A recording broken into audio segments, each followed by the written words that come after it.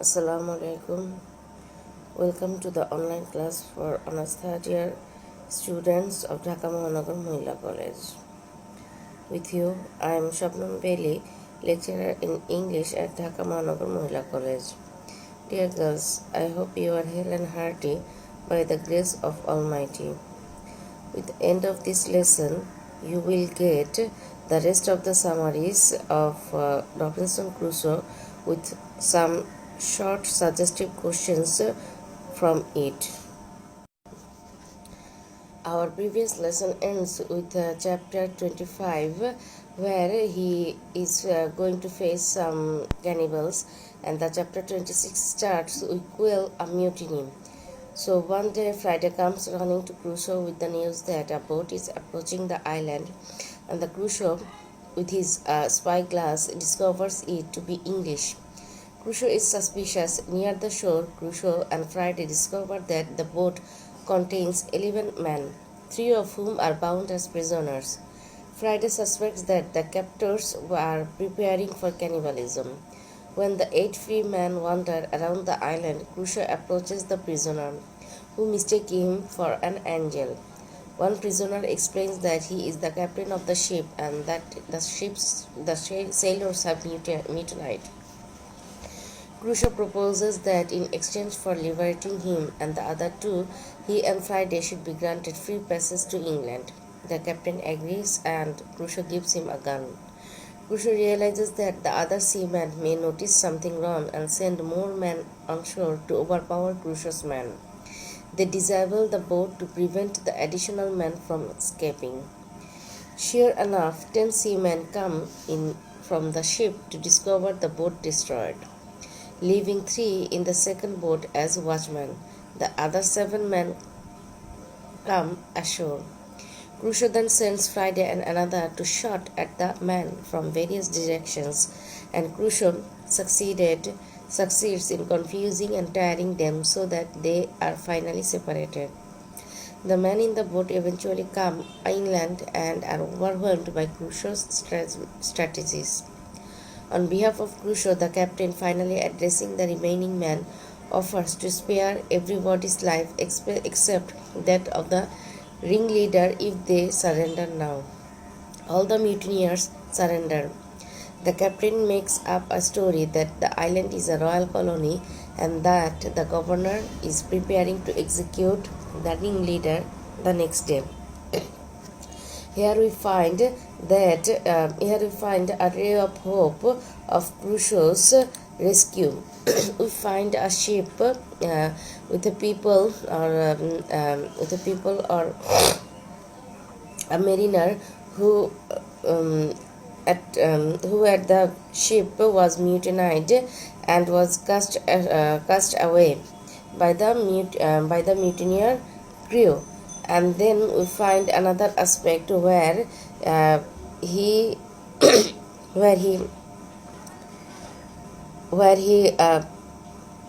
appealed Crusoe to rescue him, and in exchange of that freedom, he buys the safe passage for Crusoe to England. Here we find a ray of hope for Crusoe to be rescued. Then comes chapter 27. We seize the ship. Having defeated the mutineers, Crusoe decides that it is time to seize the ship, and he tells the captain of his plans. The captain agrees. Then Crusoe and the captain intimidate the captive mutineers with a fictitious report that the island's governor intends to execute them all, but would pardon most of them if they help seize the ship. To guarantee the man's promise, Crusoe keeps 5 hostages. The plan works. The rebel captain on the ship is killed, and the ship is reclaimed. When Crusoe glimpses the ship, he nearly faints from shock. In gratitude, the captain presents Crusoe with gifts of wine, food, and clothing. The mutineers are offered the chance to remain on the island in order to avoid certain execution for mutiny in England. Gratefully, they accept. On December 19, 1686, Crusoe boards the ship with his money and a few possessions and sets sail for England after 28 years on the island. Back in England, Crusoe discovers that the widow who has been guarding his money is alive but not prosperous. Crusoe's family is dead except for 2 sisters and the children of a brother. Crusoe decides to go to Lisbon to seek information about his plantation in Brazil. Here now finally we see that Crusoe is rescued and is brought back to England. Here we find his here we find Crusoe's nature of plot, how he devises and manages to escape from that deserted island, or we can say the cursed island for Crusoe. he make a plan. He made a plan with the sea captain and keep hostages with the mutineers, and he manages to kill the mutineers, the head of the mutineer, with the rest of the mutineers, and he make his island habited with the rest of the mutineers who will face execution after coming back to England. So it is safe for them if they remain on that deserted island and make habitation there. So we find his colonial attitude at the same way. If he find a route of escapism from that island. Finally, we are happy for Crusoe because he was brought back to the England after 28 years. It's a long time for a man to be cast away and to be drift afloat on that deserted island. So finally he was happy, but at the same time he is sad because his parents and his all of the his family is dead except his 2 sisters and their children, and he begins searching for more people who were at that time were alive. Chapter 29, I find my wealth all about me. This is a very touchy chapter because here he finds that he only has wealth except for family members or anyone. So it is impossible to express here the flattering of his very heart when he found all his wealth.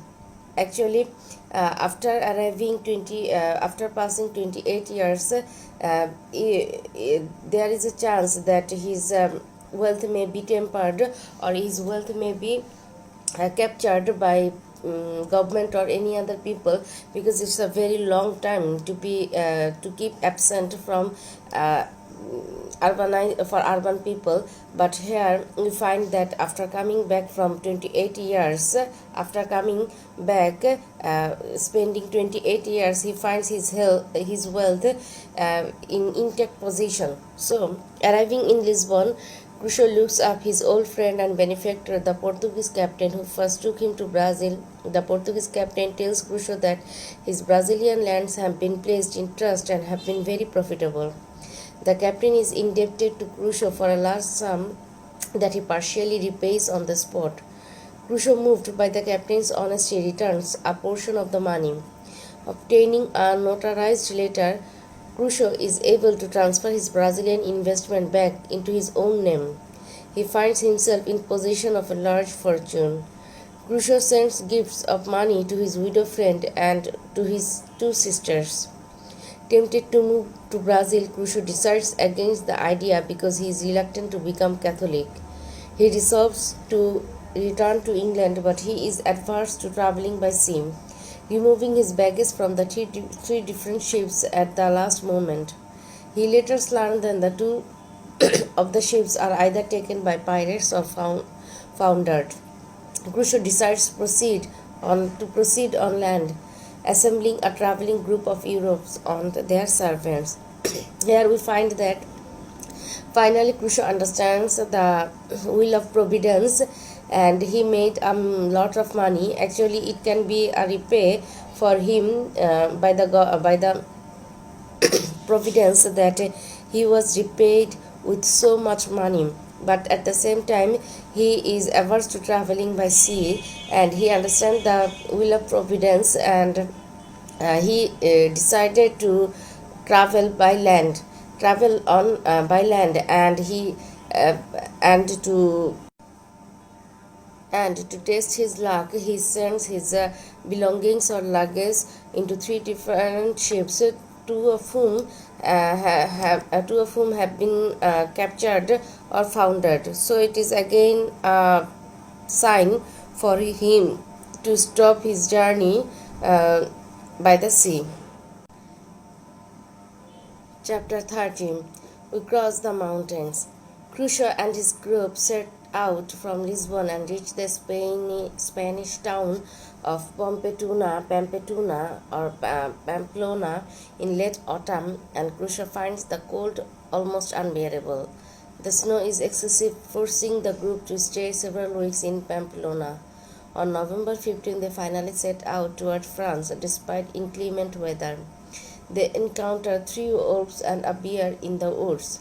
Friday kills a wolf and drives away the others. Friday also amuses the group by teasing the bear before killing it. Proceeding onward, the group encounters a frightened horse without a rider, and then finds the remains of the 2 men who have been devoured by wolves. 300 wolves soon surround Crusoe's group. The group shoots the wolves and frightens them with an explosive explosion of gunpowder, finally driving them away.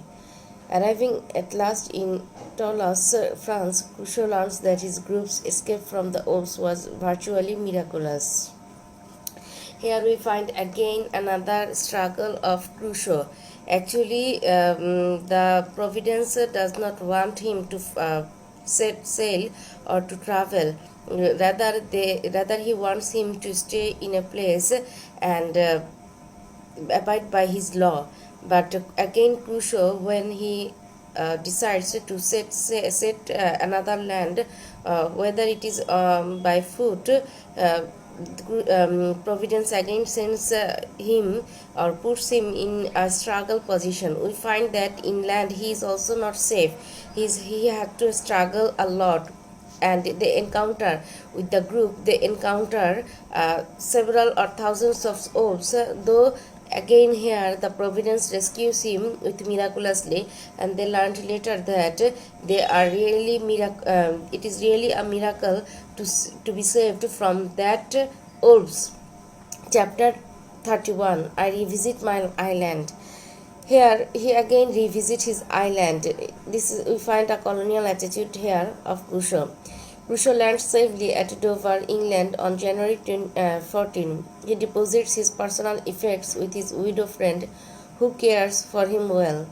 Crusoe contemplates returning to Lisbon and going from there to Brazil, but he is once again dissuaded by religious concerns. He decides to stay in England, giving orders to sell his investments in Brazil. This sale earns Crusoe the large fortune of 33,000 pieces of 8. Since Crusoe is unattached to any family members and is used to a wandering life, he again thinks about leaving England. Though the widow does all she can to dissuade him, Crusoe marries, but after the death of his wife, he decides to head for the East Indies as a private trader in 1694. On his voyage, he revisits his island. Crusoe finds that the Spaniards who have remained there have subjugated the mutineers, treating them kindly. Crusoe provides them with gifts of cattle, supplies, and even women. The colony has survived a cannibal invasion and is now prospering. So we find a happy ending for Crusoe actually. And the last chapters force us to evaluate the escape from the island of which Crusoe has spent decades dreaming. It is ironic that he has earned, plotted, and labored to get off the island, but when he finally does, he returns home since Crusoe curiously unsatisfying. We might imagine that Europe feels safe and comfortable to him after his ordeal, but the opposite is true. In Spain, Crusoe faces inclement weather, a bear, and 300 ravenous wolves. His island with its bower seems positively luxurious by comparison. Nor does Europe offer Crusoe the human society he has craved as a castaway. The widow and the Portuguese captain are kind, but we feel they do not offer him the love and intense affection Friday shows him. When Crusoe gets married in England, he seems indifferent to his wife, whose name he does not even bother to tell us.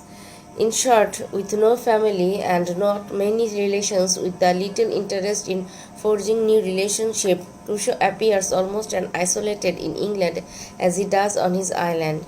Defoe thus invites us to wonder whether Crusoe would have been happier if he had remained in that little kingdom forever, and makes us question the value of the return to civilization that Crusoe thinks he desires. So finally, my chapters, or the summary of the chapters of Robinson Crusoe, ends here, and I think and I hope you will find a detailed summary from here, and it will be helpful for you to read those chapters or the course of storyline further. Here are some suggestive questions of short questions and broad questions from Robinson Crusoe for you to be read later. That means you can find out those questions and read later, and these are important questions for you. That means for your session, these questions are very important.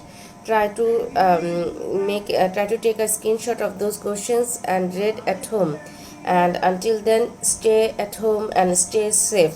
Thank you.